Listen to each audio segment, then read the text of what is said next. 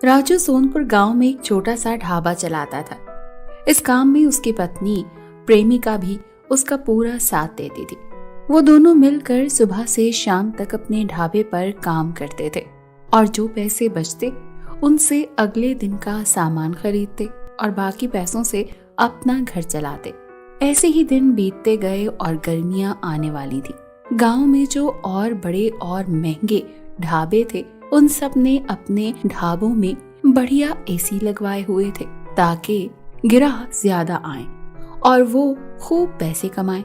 इस वजह से सब राजू के ढाबे पर लोगों ने खाना खाना बंद कर दिया और ज्यादातर लोग अब एसी वाले ढाबों पर खाना खाने लगे और देखते ही देखते किशन की आमदनी ना होने के बराबर हो गई।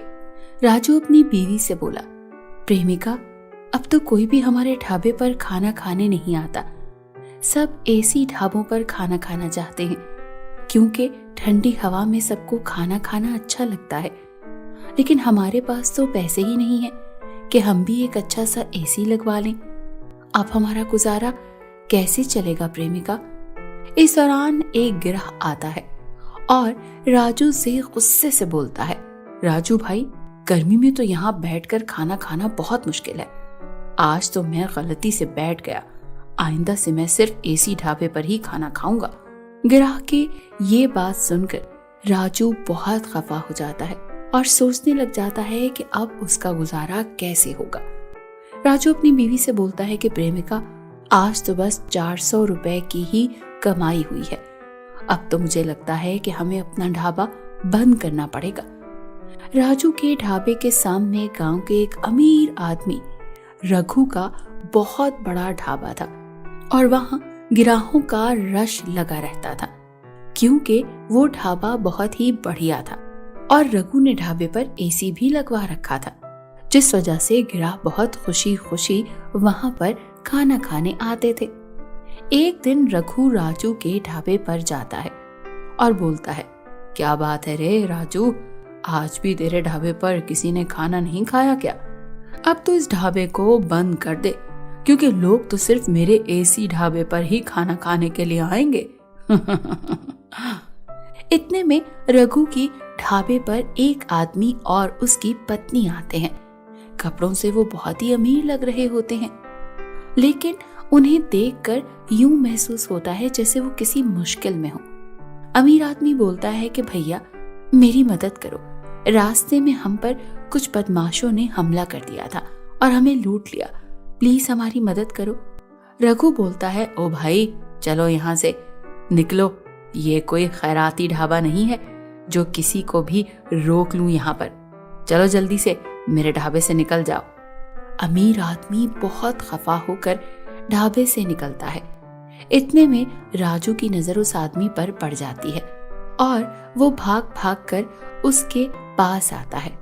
राजू बोलता है, ए भाई साहब, आपको बहुत चोट लगी हुई है, मैं आपकी मदद करूंगा, आप मेरे साथ मेरे ढाबे पर चलो। राजू अमीर आदमी और उसकी पत्नी को अपने ढाबे पर ले जाता है और उनको अच्छे से खाना खिलाता है। अमीर आदमी कहता है, राजू भैया, हम तो पहली बार इस रास्ते पर जा रहे थे, पता नहीं कब उन गुंडों ने हम पर हमला करके हमें लूट लिया। बहुत मुश्किल से जान बचाकर यहाँ तक पहुंचे हैं।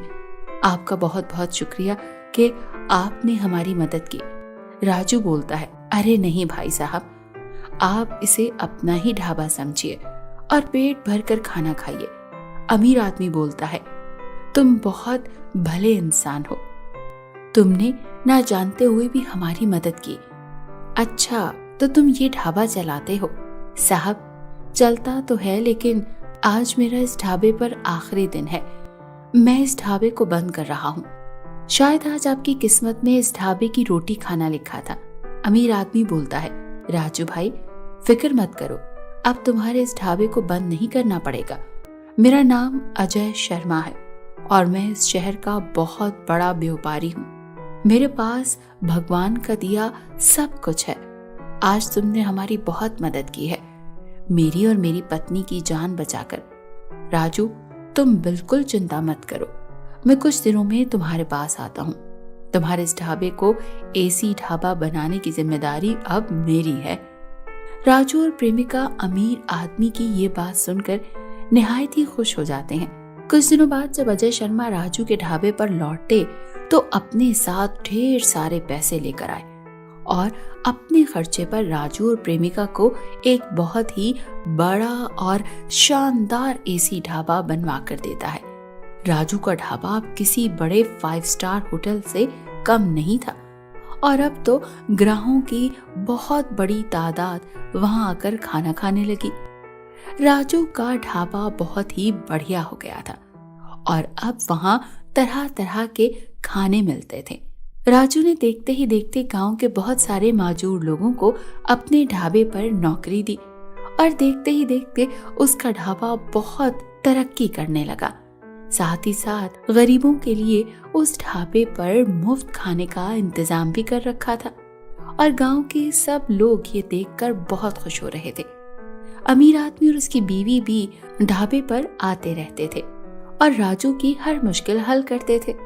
तो दोस्तों, इस कहानी से हमें ये सीखने को मिलता है कि हमें हमेशा मजबूर लोगों की मदद करनी चाहिए। उम्मीद है आपको हमारी ये स्टोरी बहुत ही पसंद आई होगी। इस तरह की अच्छी अच्छी कहानियों के लिए हमारे चैनल को सब्सक्राइब करना बिल्कुल भी नहीं भूलिएगा। आपसे मिलते हैं कुछ ही देर में एक और शानदार स्टोरी के साथ।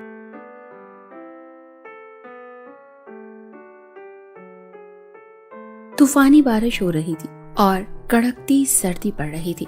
विपुल अपने दोस्त भोपाल के साथ शॉपिंग मॉल से ढेर सारी शॉपिंग करके निकलता है तो देखता है कि बारिश की वजह से उसकी नई गाड़ी बहुत गंदी हो गई थी। इतने में वहां पर एक बूढ़ा आदमी भीख मांगने के लिए आ जाता है।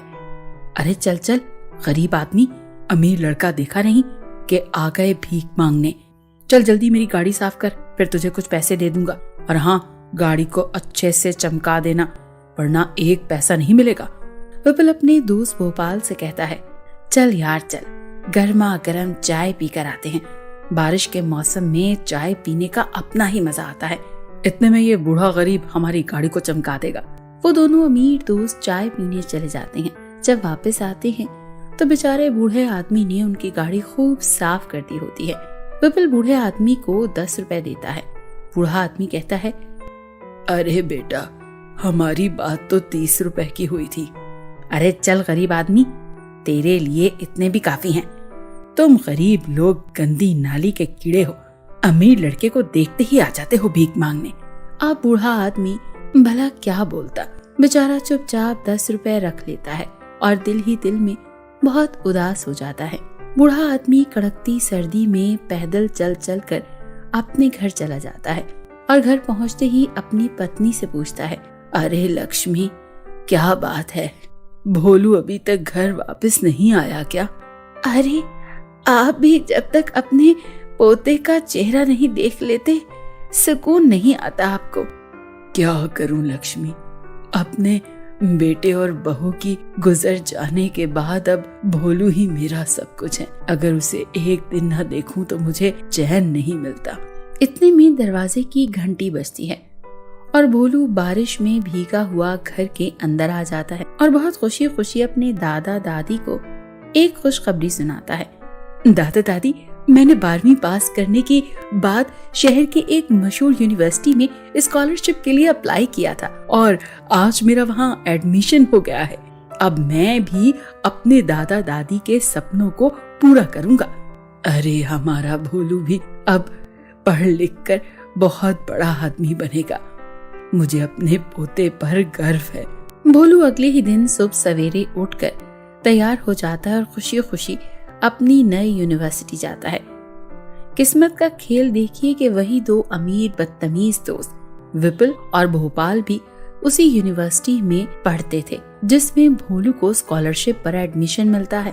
वो दोनों मिलकर हर रोज भोलू को बहुत मजाक उड़ाते थे और उसे गरीब होने के ताने दिया करते थे, लेकिन भोलू उनकी बातों का जरा भी बुरा नहीं मानता था और वो दिल लगाकर सिर्फ अपनी पढ़ाई पर ध्यान देता था। देखते ही देखते दिन गुजरते गए। एक दिन जब भोलू यूनिवर्सिटी से क्लास लेकर बाहर निकलता है तो उसने देखा कि आज भोपाल अकेला खड़ा है और उसका दोस्त विपुल उसके साथ नहीं है। भोलू ने जल्दी से भोपाल के पास जाकर पूछा, भोपाल, आज तुम्हारे साथ विपुल यूनिवर्सिटी नहीं आया क्या? यार भोलू, उसकी तबीयत अचानक से खराब हो गई है। लगता है उसे ठंड लग गई है, क्योंकि कल रात हम दोनों कड़कती हुई सर्दी में सिनेमा पिक्चर देखने चले गए थे, तो शायद इस वजह से उसे ठंड लग गई है। भोपाल, तुम मुझे अभी विपुल के पास ले चलो, मैं उससे मिलना चाहता हूँ। भोपाल भोलू को लेकर विपुल के घर पहुंचता है और भोलू को विपुल के कमरे में ले जाता है। विपुल जो के बिस्तर पर लेटा होता है और बीमारी की वजह से जोर जोर से खांस रहा होता है। भोलू को अचानक से अपने घर में देखकर बोलता है, अरे भोपाल, तू भोलू को मेरे घर क्यों लेकर आ गया? अब ये मेरी बीमारी का मजाक उड़ाएगा, क्योंकि अब इसे बदले का मौका जो मिल गया है। नहीं विपुल भैया, आपको इस वक्त एक अच्छे दोस्त की जरूरत है। मैं बिल्कुल भी आपका मजाक नहीं उड़ाऊंगा, बल्कि मैं अभी आपको एक गर्मा गर्म चाय बना कर देता हूँ। उसको पीकर आप बहुत जल्दी ठीक हो जाएंगे। भोलू जल्दी से जाकर विपुल के लिए चाय बनाता है और उसका खूब ख्याल रखता है। देखते ही देखते कुछ ही दिनों में विपुल की तबीयत बहुत बेहतर हो जाती है और विपुल की भोलू के साथ बहुत पक्की दोस्ती हो जाती है। एक दिन भोलू विपुल को अपने घर बुलाता है। विपुल अपनी बड़ी सी गाड़ी में भोलू के घर पहुंचता है। भोलू अपने छोटे से घर में विपुल का बहुत बढ़िया स्वागत करता है। विपुल भैया, मैं आपको अपने दादा दादी से मिलवाता हूँ। हाँ, जरूर बुलाओ।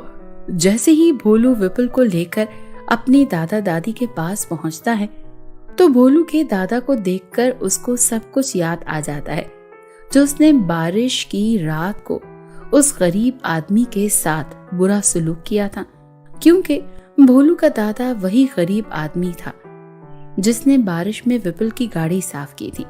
ये सब देखकर विपुल जल्दी से भोलू के दादा के गले लग जाता है और उनसे कहता है कि प्लीज दादा, मुझे माफ कर दीजिए, मुझसे भूल हो गई थी। अपने भोलू की बहुत अच्छी सी तरबियत की है। मुझे अपनी गलती का एहसास हो गया है। अब मैं आइंदा किसी से भी बदतमीजी नहीं करूंगा। अरे विपुल बेटा, तुम भी तो हमारे पोते भोलू की तरह ही हमारे बच्चे ही हो। कोई बात नहीं बेटा, बच्चों से गलतियां हो जाती हैं। फिर सब हंसी खुशी खाना खाने के लिए चले जाते हैं। तो दोस्तों, इस कहानी से हमें ये सीखने को मिलता है कि हमें कभी भी किसी गरीब के साथ बदतमीजी नहीं करनी चाहिए, बल्कि सबके साथ प्यार से पेश आना चाहिए। अगर आपको हमारी ये कहानी पसंद आई है तो हमारे चैनल को जरूर सब्सक्राइब करें और इस कहानी को अपने दोस्तों के साथ जरूर शेयर करें। हम आपसे मिलते हैं कुछ ही दिन में एक और मजे की कहानी।